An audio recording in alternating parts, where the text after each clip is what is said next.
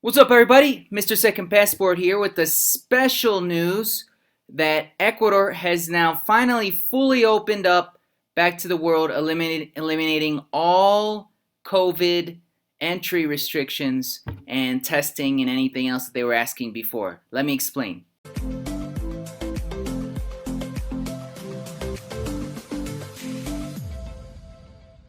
Until tomorrow, October 2022, it has been mandatory to get either the test before coming to Ecuador of COVID or be vaccinated with proof of vaccinations. So, as of tomorrow, October 2022, Ecuador has eliminated that, and now pretty much anyone can come with no COVID restrictions. Also, I can say here locally, I haven't worn a mask in many months, right? Nobody's really asking even to wear masks anymore. A lot of people still do, but that's their choice, probably like it should be. You're not being forced to wear masks. Um, the only time I've been forced to wear a mask was a couple months ago when I went to like the DMV here in Ecuador, a government institution.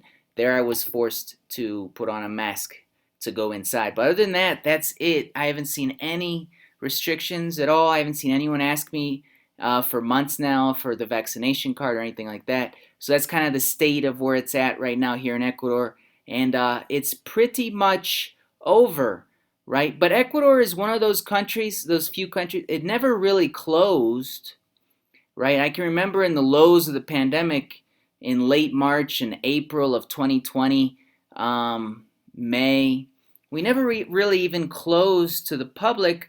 We just had a quarantine, mandatory quarantine at first for those few months right after the pandemic hit.